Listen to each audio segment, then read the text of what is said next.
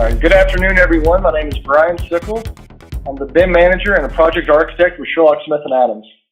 I appreciate the opportunity Kimon has given us today to present. My presentation has 3 points. First, a little about who we are and what we do at Sherlock, Smith & Adams. Second, why we began using the Onuma system and SEPS2BIM. And then the bulk of my presentation today will be a demo on how we're using SEPS2BIM and the Onuma system. So who we are, we're an A&E firm specializing in healthcare design, specifically clinic, lab, and hospital design for the DoD.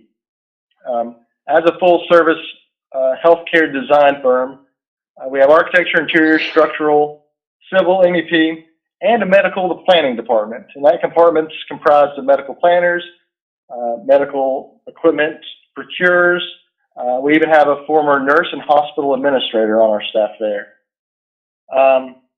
Why we began using SEPS2BIM and the Onuma system? Well, that medical planning department I mentioned, they came back from the HFI conference in 2016 and showed me the video that was presented there on SEPS2BIM and the Onuma system. And so 3 things we really liked. First of all, it replaced our static library of equipment families with a dynamic one. Instead of manually having to go in and edit parameter data for hundreds of equipment families in Revit, the SEPS2BIM and Onuma system would populate those parameters with the most recent data from SEPS.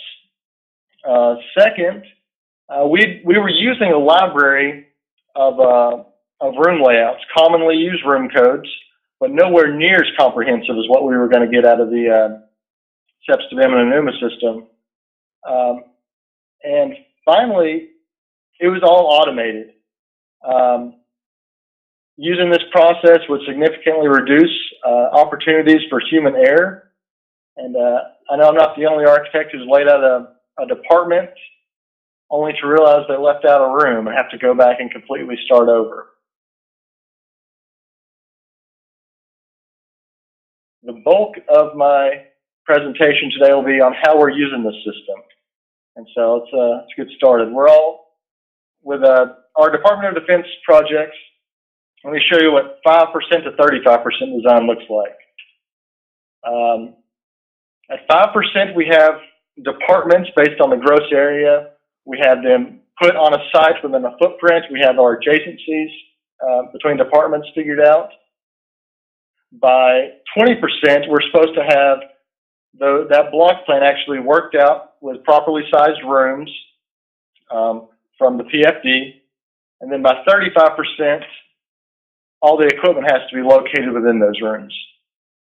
So let me show you our step 1. Coming to Revit here again. This is what our design team comes back from the charrette, having finalized this department layout. Looks something like this. They've got it color coordinated for me. And they come back also with an Excel file that y'all are familiar with. Looks like this, an export from SEPS. So what we do when they come back with these 2 items for me, I hop on to the Onuma BIM website, log in. This is typically what Katie does, actually. She's a medical planner, and she takes it from here.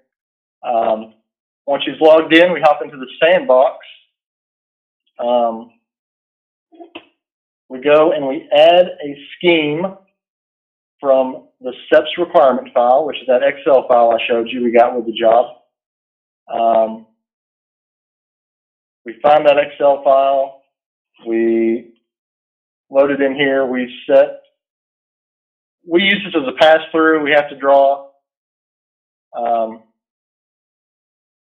the area of a building, set the template, dollars, metric, imperial, give it a name, hit proceed, and the process is in something like this. We've got, you see this is the actual sandbox. building and all these departments in there. We don't do a lot of work in the sandbox. Like I said, we use it as a pass-through. We hit export over here, and we export this as a BIM XML file for Revit. So from Katie, I get that XML file. We have our add-in installed here, and I import that XML file into Revit using this add-in. Import BIM XML. We set it up where we have the room separation lines instead of walls. We always want to add the components. I have to, on a 50,000 square foot clinic, I hit go before lunch and I walk away from my computer and let it churn. When this process is complete, let me open my 3D view. I have this. The system has created every department as an independent room level or a department level. You see over here in my project browser. And I go to radiology.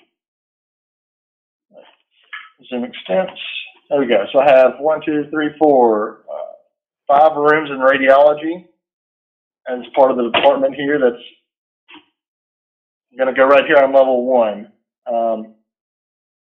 So what we have to do is we have to group these rooms so we don't leave anything behind. This last one I have not grouped. Let me create group. Okay.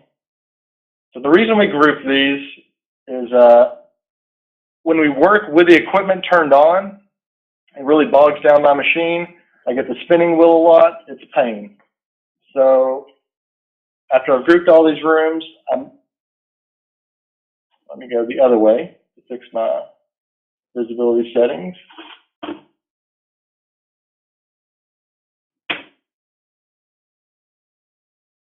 I hide the specialty equipment.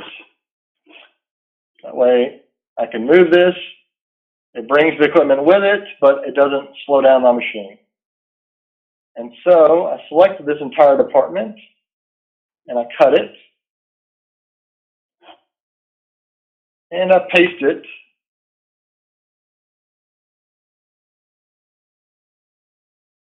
down at the appropriate level. Let's see. There they are. Okay. Another thing I've done is I use the color fill legend. I set it to a scheme to look at room parameters, specifically the department parameter, and I make the colors match what they brought back from the charrette. They're the AutoCAD import I have. So let me again turn off specialty equipment so it doesn't bog me down. I'll repeat this step for every department. I'm going to cut and paste logistics onto level 1. And so the last time my medical planner and architect saw this job, they had a CAD file and an Excel file. And me, SEPS2BIM, and the Onuma system churn on it for a little bit, and we give them a Revit file with 2 room levels set up and all the departments floating out here. They simply have to drag and drop those around, figure out the adjacencies, get all that worked out, and add walls and doors. So their job just was sped up immensely from the way we used to do it. Just wonderful power of automation. Got rid of all the errors. We're rotating these rooms, doing whatever we need to. Equipment's still in there. It rotated and moved with the rooms since I grouped it. Let me show you what this thing looked like after. Okay. So after they had everything situated, turned the equipment back on, got it moved around, we have a radiology department that looks like this.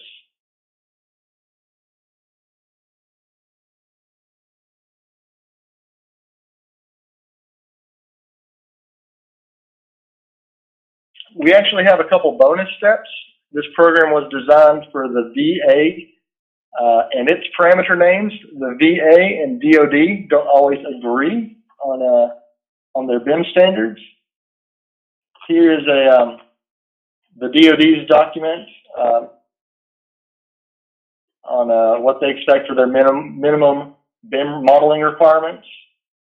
And as you see here, I've noted some differences. VA names them one way, DoD names them another way. So this is something I have to tweak. But for all that automation and speed, I am more than happy to go in here and tweak a few parameter names. We use take it to my schedule. The utility codes are important to us, and how we use filters in our engineers. What I have to do is create a schedule for my specialty equipment.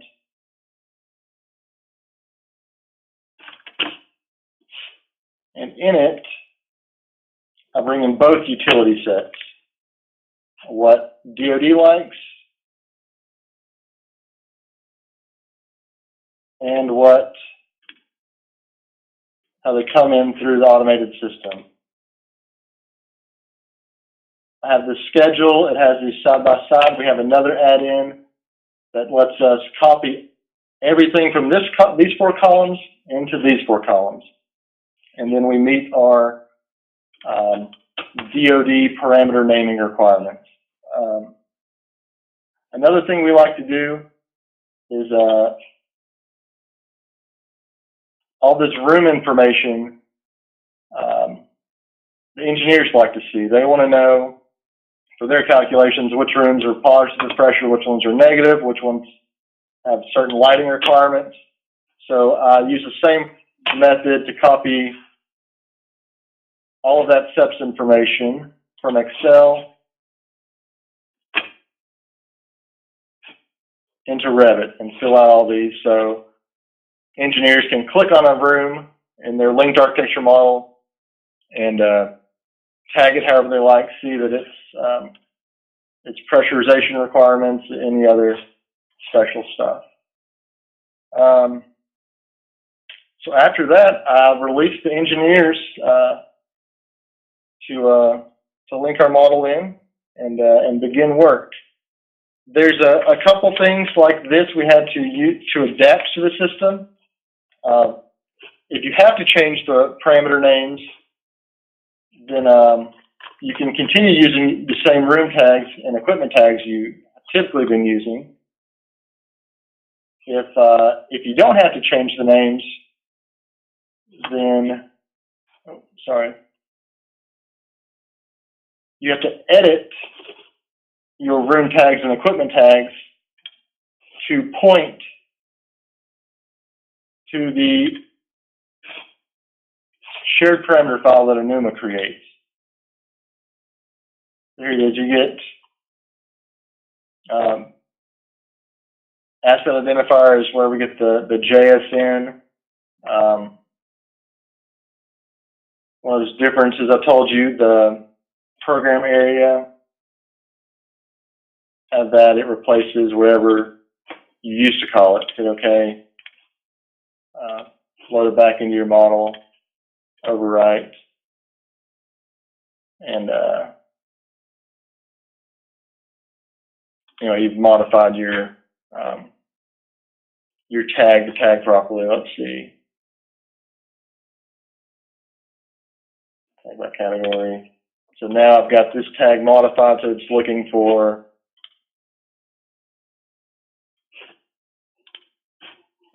the Onuma shared parameter asset identifier instead of we have our old parameters called JSN.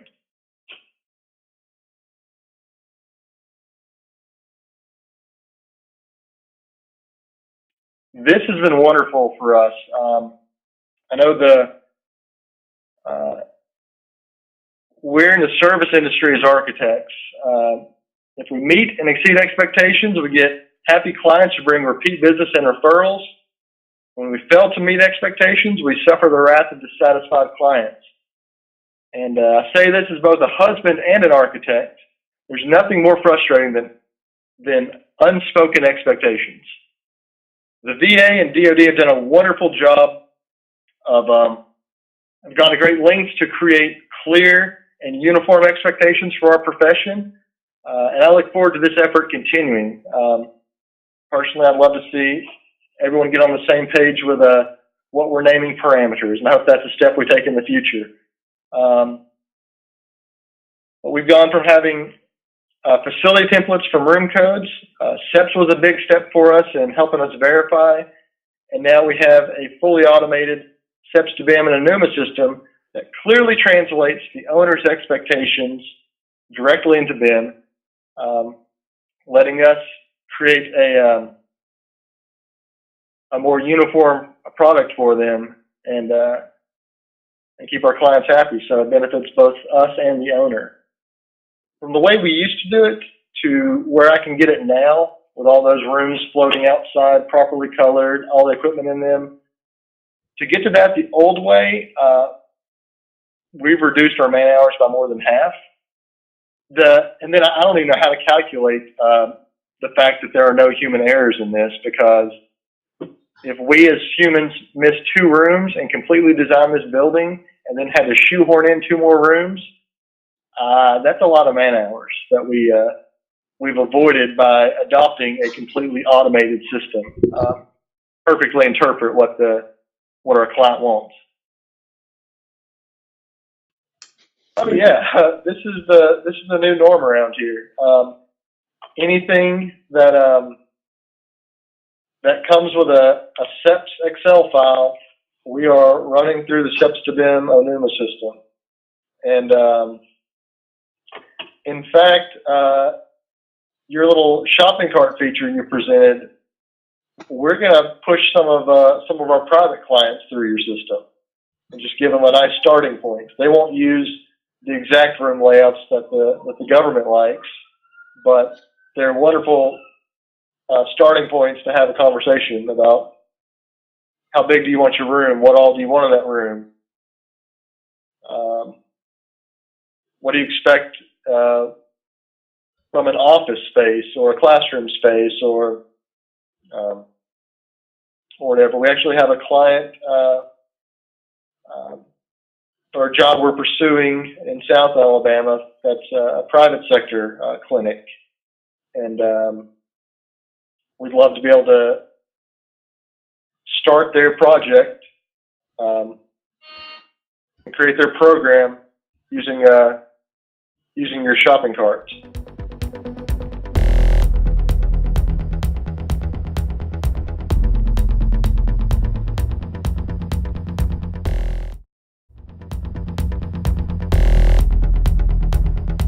You were working on what you showed was a DHA project, a DoD project, and the SEPS2BIM, the initial setup, obviously SEPS is shared between the DHA and VA.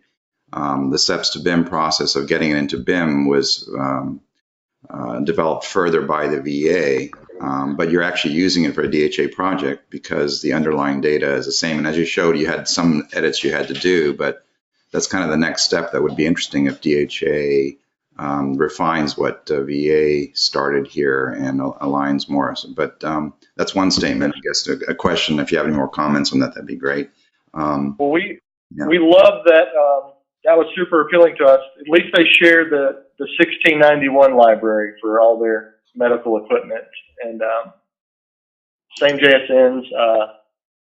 I'm happy to tweak a couple parameters to have that library outsourced and all the parameter information correctly inputted for us. How big was this approximately? What size project was this clinic that you showed? I think this was our 50,000 square foot clinic. From the SEPS output, that's still a substantial amount of data for a small clinic, right? With all the parameters and everything. Right, that's great. So it's obviously there's hours saved, but more importantly, it's the accuracy and the reduction of errors and the benefit that goes back to the owner from a design perspective. But you're providing them the service of, like you said in the beginning, you're making the owner happy and what they're getting back. Right. Yeah. And at the HFI conference, Renee Tejan from VA stressed the fact that owners have a lot of data like this, but typically it's in a bad format. The rules essentially that they described, and these being in this format now, it seems like you're directly tapped into their rules to be able to generate and work on the design. You obviously still have to refine the design after that, but it's an input that you're getting from them that's of value, it seems like. Right. That's really valuable because right now a lot of our clients never open the Revit model that we give them, that we're required to give them. They just use the EOMSI report we give them that does that big Kobe extraction and has all the assemblies and everything embedded in that. At some point, they will open and find more uses for the Revit file that we gave them, and it'll be nice that it's all uniform and same naming convention, same appearance, same all that. Great. The naming is interesting. The naming is interesting with DoD, that they have their BIM guide, because even in SEPS, they have the option to name those fields differently. The VA and MH and the DoD, but they're not naming, coming out of SEPS, they're not naming their attributes or their parameters in the way that they're requiring for you to name them afterwards in the BIM guide, which is kind of interesting to say the least. It's like I wish they would update the BIM guide to match. No, either update the BIM guide or update SEPS to match.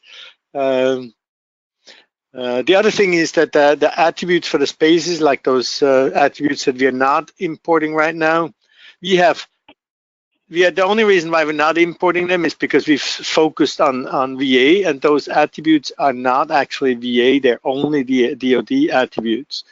And so I think we should probably adjust it so that when you select the DHA import, in the template, when you import into Onuma, that it actually imports those as well and exports them as well, so that you have them afterwards in there without doing the copy paste.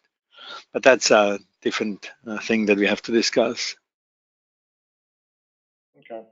Well, yeah, that's something we should talk about in the little chat afterwards. In presenting this to y'all a couple weeks ago, now you're working on grouping, and there may be a way to automate 2 of these steps that we have to take. And, time reduction and chances for error go down again. Yeah, I guess it's the point that there's always going to be refinements that could happen once we start understanding. Once the owner starts getting their data out, then you start using it and you start interacting with them. Like this conflict between SEPS and the BIM guide is an interesting one that DoD should know about. Because every architect's going to run into that, I would assume, as they go through this process. So. Great. That's actually good to hear. And in the webinar next week, we will actually start by showing the shopping cart and then build up to your presentation. So we'll have shown that, and maybe that's a good discussion point too. How can this be used? And the fact that VA and DoD has put this data out, it could have a potential impact on other types of owners that would be doing healthcare or even non-healthcare type projects. That's what we're seeing. A lot of our clients on the private side, the thing we have to explain over and over again is architecture is not an off-the-shelf solution, but your product is making it more off-the-shelf or helping us more quickly. And that's interesting to hear. Yeah, we don't. Yeah, we think of it also as a good starting point. You obviously still have to design around it. That's the creative and the value added part of it, not necessarily counting pieces of furniture and figuring out what goes in the room. But helping the owners and the architects get there faster and more accurately. And yeah, it helps us get traction earlier. We can sit there and spin our wheels. What do you think you need? And talk about a blank sheet of paper, or we can put a room layout in front of them, 3 dimensions, and let them talk about real objects. We're thrilled. We're glad that you've taken an interest in us and helping our workflow. And yeah, this should really. There's no reason not to use it. It should catch fire as soon as people are aware of it.